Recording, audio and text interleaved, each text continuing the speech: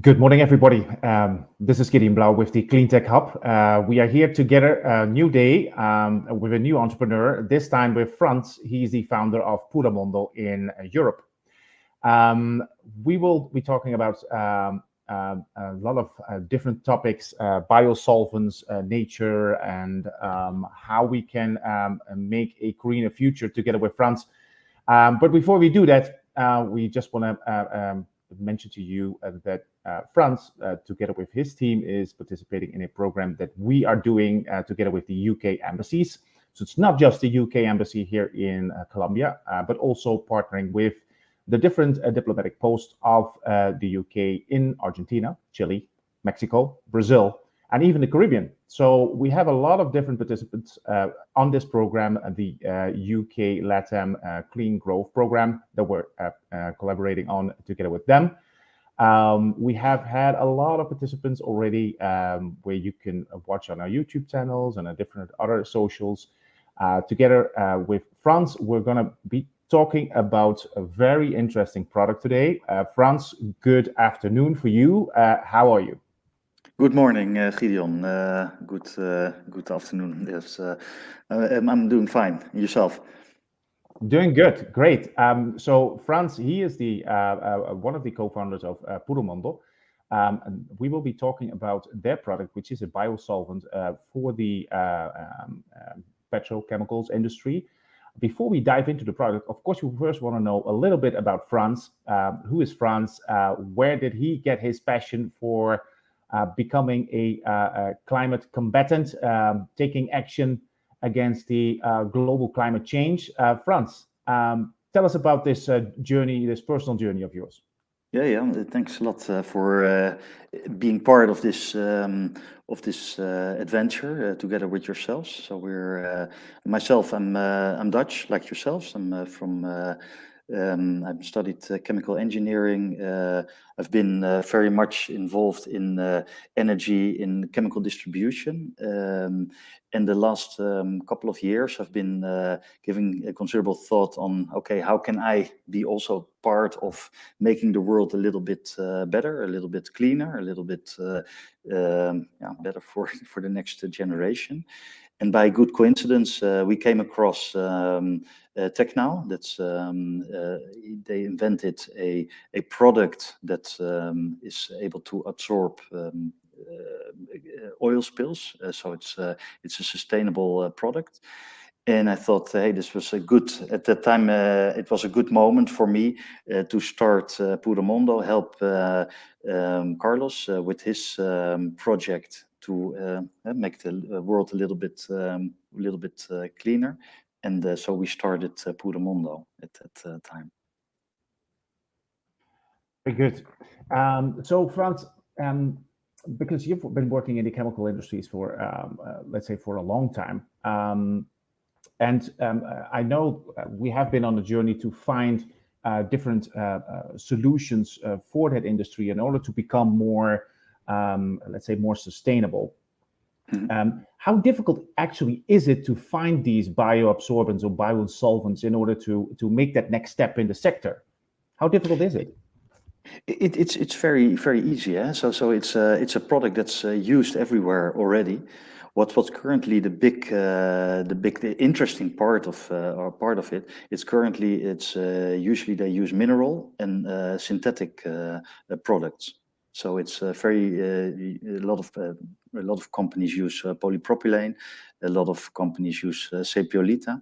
So currently there's a big gap making the transition. The energy transition is one, but there's also, in my vision, there's a sustainability transition where we enter into using products that are more circular, are more sustainable, and getting more linear products out of this value chain, if you wish, where we can use sustainable alternatives. Yeah. So Frans, why is it?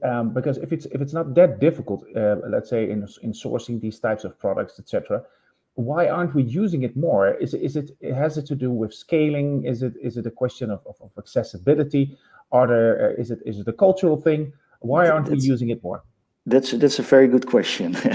We're also on that journey to find out what we see is it's very much cultural. It's very much what you see is people are very much traditional.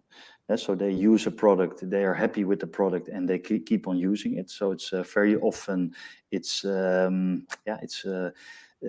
people are used to using another product, so they need perhaps some trigger to push them towards more sustainable products. Yeah. And maybe if, for the audience, it's good to have it clear on what the bioabsorbent that you guys working with in Europe, what it is it actually doing, and when do you use it? Yeah, it's a good question. It's if you look at oil spills, everybody thinks of what has happened in Mauritius, the Deepwater Horizon, the Prestige here in Spain, where you see the birds that have been filled with oil. And but if you set those big spills aside, the oil spills are happening everywhere and all the time. And so for example, there's an accident with two cars. The reservoir, there may be gasoline spilling to the environment. Ports, there's often there's maybe spills. Also, a gas station, there may be spills. And that's where we that are our potential clients that we're aiming at for using. Yeah, because we all know those headlines. The Deepwater Horizon was a huge one. I remember Juan Valdez. It also dates me a little bit, but Juan Valdez, that used to be a huge one as well. But the one Exxon had to pay a huge repayments to the communities up in Alaska. And then I was talking to a friend of mine. We worked at Exxon. He said, "Well, people over there say, please give me another Juan Valdez because we got so much money of this." And this is what's getting a lot of these attention, right? And just to put it in perspective, I mean, you see millions of liters or gallons of oil spilled into water. Compared to that, to let's say all the car accidents in the road and the accidents that happen in the logistics network and in the ports. You have numbers on this? Yeah, for example, in the US, they are quite open on the amount of spills. I got their numbers is 4.9 million liters per year.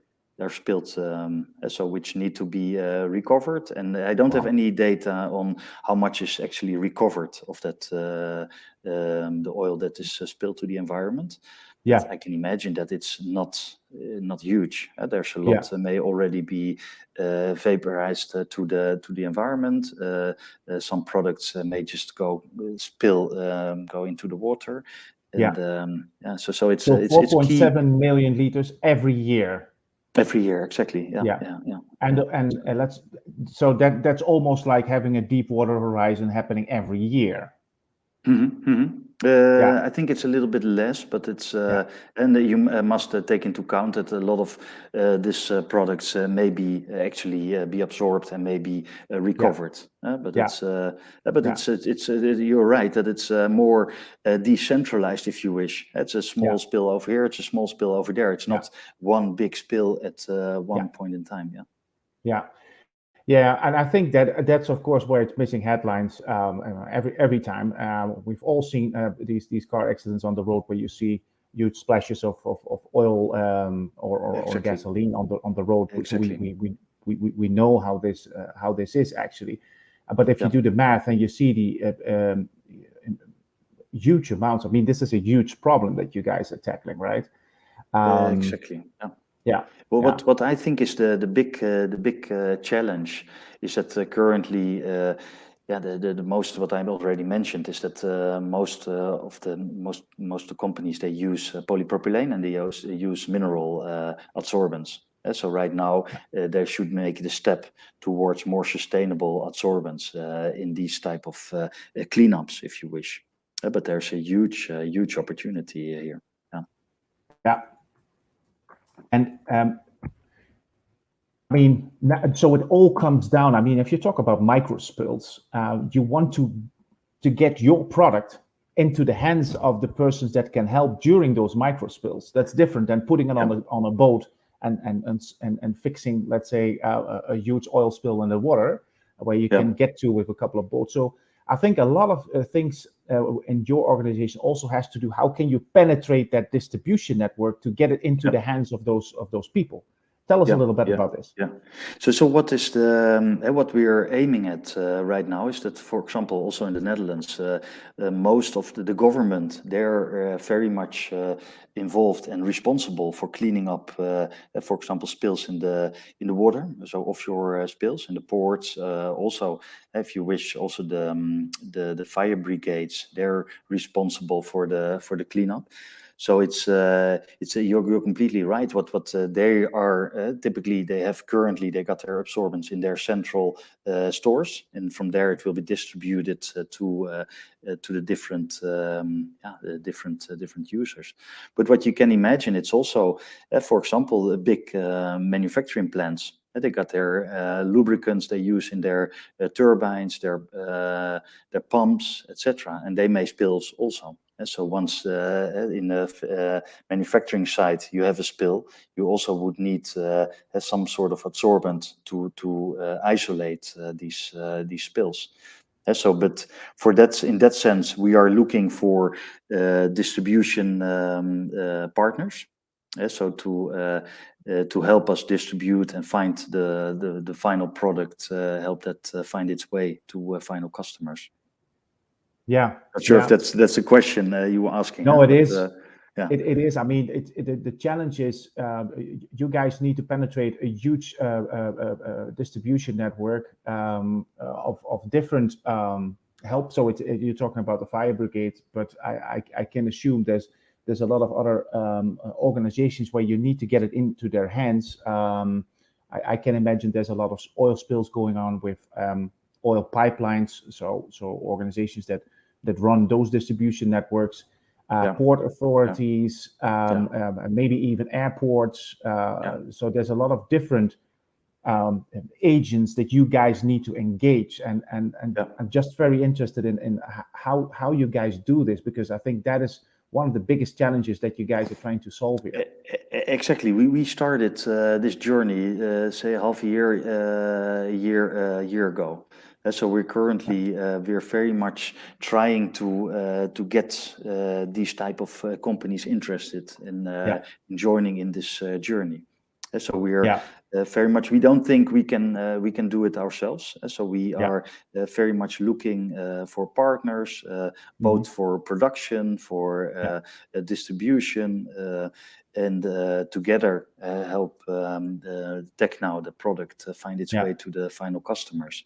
So that's also why we are very keen to participate in these type of initiatives, where we may through governments also get some attention and potentially get some launching customers. And you can imagine what happens, and that's also why potentially it's people are not very keen to change from one product to the other. Is they're happy with one product. If you're, especially the bigger companies, it's not easy to introduce a new product in in the company. It needs to pass by some tests. They need to do some tests with the product, see that it works better or the same, and that's so it's all not that easy and straightforward.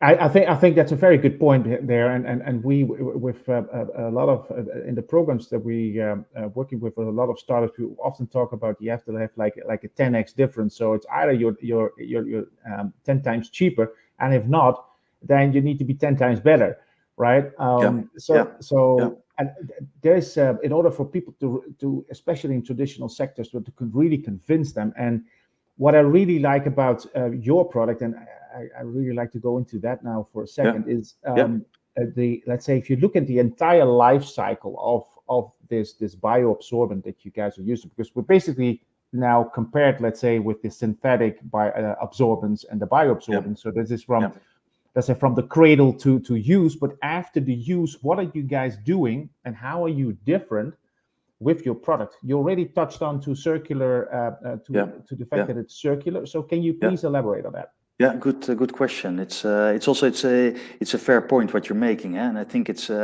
going back to your first comment on the cost. Is people are very much focusing on sustainable. If it's sustainable, you should use it. No, it's also in the end you should also be competitive. You cannot be just only sustainable and then hope that people will use you. And so that's also our one of our. If you look at the total cost of ownership we've created for our product, it's you use the product, you need less product because if the absorbent capacity is a lot higher than other products, so you need less, and then you can reuse it. So you can pass through a press, you can press the oil out, and you can reuse the product in the spill. So it's not always done. So the top is often it's more easy to just take it and send it off to waste treatment or to the incinerator and just burn it and use it as a fuel. But for example, if you can imagine, if you're in a remote area where you want to, you don't have as much adsorbent, you can use and reuse it during your cleaning process. So it's and that's most of the products that currently in the market, they cannot be they're not circular, so they cannot be reused. Reusable. They're not reusable, exactly. So it's That's very exciting. I mean, that's very interesting. And of course, as you said, it's like people driving a hybrid car. How many times do they switch on the electromotor, right? They just keep driving with gas, and the electromotor is there just for fun or for compliance.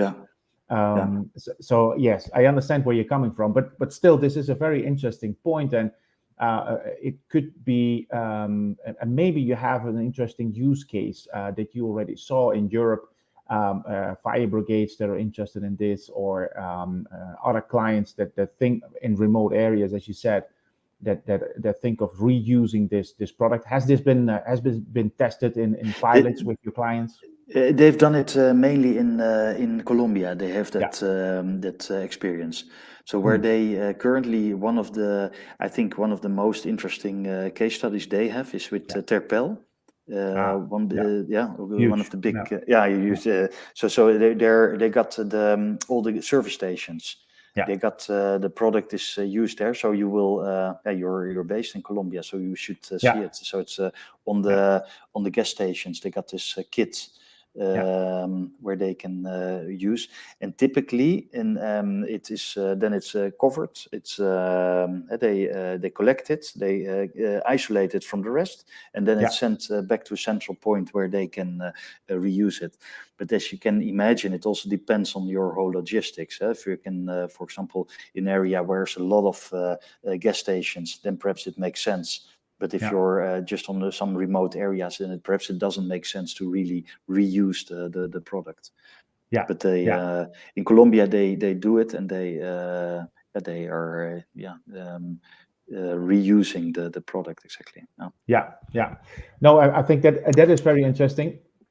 And of course, let's say, for example, talking about fueling stations. The most fueling stations in Europe, for example, they all have a special layout that if there's local spills, there's a catchment base, let's say, underneath the fueling station, so there's actually no leakage. This, of course, in developing countries is completely different, because in developing countries, well, let's say here in Colombia, let's say maybe the modern fueling stations, they have a catchment base, but the rest of the country, there's no catchment base under anything. So this is a great solution where you can add this, let's say, this bioabsorbent, have it at hand, have it ready. Exactly. How are you observing this? Because let's say being based in Europe, and you're also looking into the UK market. How do you see this perspective as working out of Europe and looking into those developing markets? Now, what we see, we have had some discussions here at a big oil company. Yeah. They use it, and they also say that this is the future. So we are we want to move in the use of this type of products. Yeah. What they found, and it's quite curious, and that's also interesting, is that on this whole journey you get also new insights. And what they said, like the big problem with your product compared to say Piolita, which is a mineral and it's a little bit more heavy. Yeah. If there's wind, your product may Yeah. just Take off.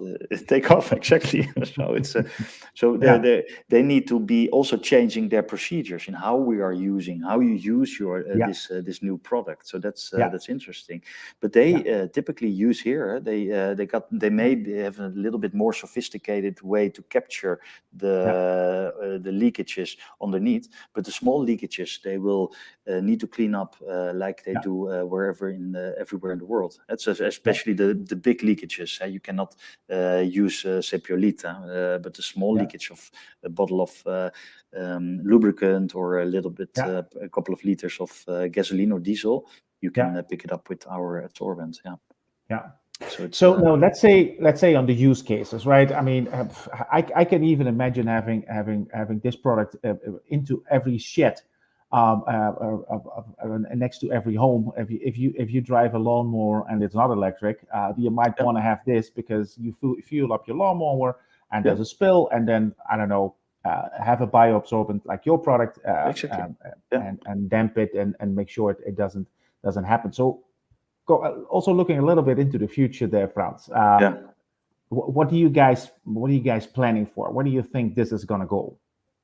What we think is where this is going to go is that there will be, I think, hopefully there will be more buzz on for people going into more sustainable, and that our product will also be at the normal, the do-it-yourself shops. So you'll be also people are getting more sustainable, so they think like, okay, hey, I use polypropylene type of absorbents. Hey, but there's an alternative which is sustainable. Okay, it may be a little bit more expensive, but hey, it suits better my sustainable ambitions, my personal ambitions. Yeah. Of course. I mean, you're now a B2B market. That would be also, let's say, more a B2C market, and that's completely different. And that's a market that we haven't investigated. What we're currently very much focusing on is B2B, and potentially B2C may also be interesting. But what I think we need first is have some very big launching customers. So just also for people will ask, okay, some of our customers in Colombia, what we need is here in Europe, get some launching customers that people know, and people say like, okay, I know them, I trust them, so I need this type of products also in my shop. But So maybe for people to get an idea of what the product is, right? What is the form factor? Does it work like So it's a product. It's Carlos. He's been developing it over 20 years. So it's a lot of trial and error. So it's not big laboratories and investigation, but it's based on the trial and error. He started with it's cellulosic based, so it's a product that is made from plant waste, some cotton, some paper. It's dried, it's shredded, and then afterwards it's and that's a little bit the magic, if you wish. It's treated with a catalyst, and that solidifies the hydrocarbon. So besides liquid hydrocarbons, it's also able to capture vapors during the cleanup. So and this product, if you wish, also this more sustainable absorbents, they're already in the market. The ones that based on cellulosic waste. But ours is treated with this catalyst, and what you see, it absorbs a lot more. So it can absorb like 16 times its own weight. The retention is a lot bigger. If you can imagine, still, if you have offshore, if you have spill, the product will be thrown over the spill. It will be absorbed, and then you have to take it off. You have to skim it off the water. What's important as well is the retention. So the oil spill keeps in the sorbent. It stays inside and doesn't leak out of the. And this due to this catalyst has got retention capacities that's a lot better than the competition as well. So that's and it that's doesn't good. matter what, because I mean Colombia, we're tropical climate. It doesn't matter if it's below freezing; it still retains the liquids, or as you said, the vapor inside the material. Yeah, exactly. Yeah. So it should not be any. There should not be any issue. No, exactly. Yeah. Okay, that's very interesting. That's very interesting. Well, Frans, I see your timeline moving up pretty quickly. So I really like to know, and this is the question I ask everybody, is when you guys, and were part of this program together with the UK Embassy. So where do you see, or where does UK fit in your roadmap going forward? What is the position? You're looking at the domestic market. You're looking at the UK as a hub for let's say for the region or the world. What is your vision on this? What we see is that, especially perhaps due to Brexit, we're not. It's not clear to me. But what I see is that the UK is willing to play a very key role in the whole sustainability and energy transition. See that in different areas. So what we see, UK is very much a great stepping stone for ourselves to really get attention with bigger companies, get into Europe in different companies, and just get this whole our dream to get this absorbent, get that with final customers, get that moving forward. So also this the clean growth initiatives where the government is also very much involved. I don't think there's anything alike in Europe, where they are very much focusing and pushing on new technologies to enter into the UK, and also use UK, of course, as a stepping stone for the rest of the world. So I think it's good for UK. It's good for us. And so that's why we are very much interested in the UK. It makes sense, and this is something that we also observe, is the fact that due to Brexit, maybe the Brexit is actually a catalyst. You see a very clear focus in the UK to also in the foreign direct investment policies and everything outbound, inbound on international trade. Is they apply this sustainability lens now much more than in the past. And I think that's a very smart thing to do, not because we call ourselves Clean Tech Hub and we focus on sustainability, but it's also the future, and it makes sense to be a leader in this instead of a lagger. So Frans, I agree with you on this, that having a base there makes sense. Let's say if you wanted to use it as a jumping board for rest of world activities, or work together with local, could be even research institutions and all that stuff. So makes sense. Awesome.